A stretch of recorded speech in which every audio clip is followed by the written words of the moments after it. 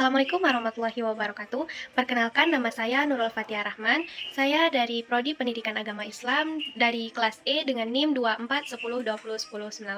Saya akan memaparkan materi tentang kebijakan pendidikan Islam dalam perspektif antropologi dan sosiologi. Kebijakan pendidikan Islam tidak dapat dipisahkan dari konteks sosial dan juga budaya masyarakat tempat diterapkan.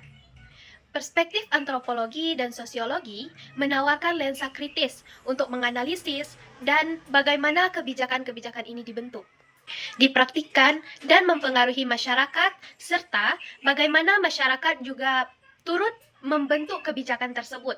Nah, yang pertama ialah analisis kebijakan pendidikan berbasis sosial budaya. Analisis kebijakan pendidikan berbasis sosial budaya menggunakan teori struktural fungsional atau teori konflik dalam sosiologi, serta konsep enkulturasi dan relativisme budaya dalam antropologi. Kebijakan pendidikan Islam berfungsi sebagai salah satu institusi sosial yang bertugas untuk melestarikan dan mentransfer nilai-nilai pengetahuan dan juga norma Islam kepada generasi berikutnya. Namun, kebijakan ini terlalu berinteraksi dan terkadang konflik dengan nilai-nilai budaya lokal seperti adat istiadat ataupun beberapa suku lainnya, serta perubahan sosial global. Selanjutnya ada beberapa dasar teori. Yang pertama ialah struktur fungsionalisme atau sosiologi. Pendidikan dilihat sebagai subsistem yang berkontribusi pada stabilitas dan kesinambungan masyarakat dengan menyediakan sosialisasi dan seleksi peran. Selanjutnya ada enkulturasi atau antropologi. Proses di mana individu belajar dan menginternalisasikan budayanya. Kebijakan pendidikan harus memperhatikan proses ini karena bertujuan agar lebih efektif. Contohnya ketika kebijakan kurikulum pendidikan agama yang memasukkan muatan lokal seperti seni batik di Jawa atau tenun yang ada di Sumatera ke dalam pelajaran fikih atau sejarah kebudayaan Islam, bahwa pendidikan Islam tidak tercabut dari akar budaya setempat sehingga materi yang diajarkan lebih relevan dan mudah untuk dapat diterima.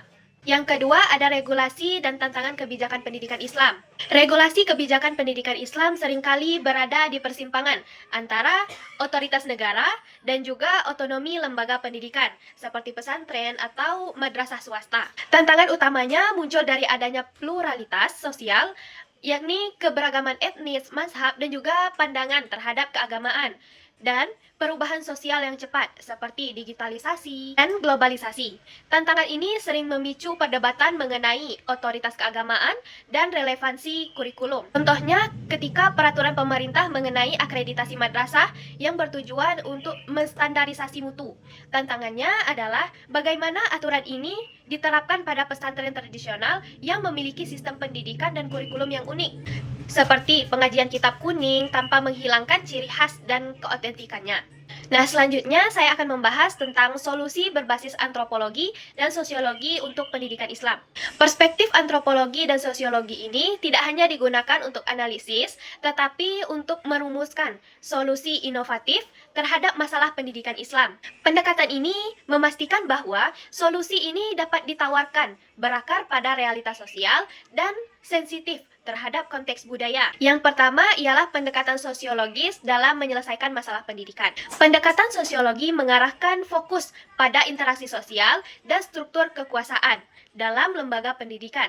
Solusi sosiologis ini seringkali menggunakan teori interaksionisme simbolik untuk memahami bahwa yang dilekatkan oleh siswa dan guru pada proses belajar atau teori modal sosial untuk memperkuat kerjasama di sekolah.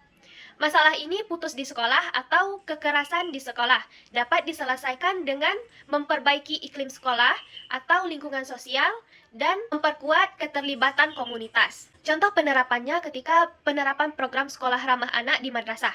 Secara sosiologis, ini adalah solusi untuk mengatasi masalah kedisiplinan dan kekerasan dengan mengubah struktur hubungan kekuasaan dari otoriter menjadi partisipatif antara guru dan juga siswa, sehingga dapat meningkatkan modal sosial, yakni kepercayaan dan norma respek di lingkungan sekolah. Yang kedua ialah implementasi konsep antropologi dalam inovasi pendidikan Islam. Konsep antropologi ini berfokus pada pemahaman mendalam terhadap praktik budaya, nilai-nilai, dan pandangan dunia masyarakat. Inovasi pendidikan Islam dapat dilakukan melalui etnografi atau penelitian lapangan mendalam untuk memetakan kebutuhan spesifik komunitas dan memastikan bahwa inovasi tersebut cocok untuk secara budaya. Konsep relativisme budaya sangat penting agar inovasi ini tidak hanya memaksa model dari luar yang asli. Mungkin hanya itu pemaparan singkat dari saya. Saya tutup dengan wassalamualaikum warahmatullahi wabarakatuh.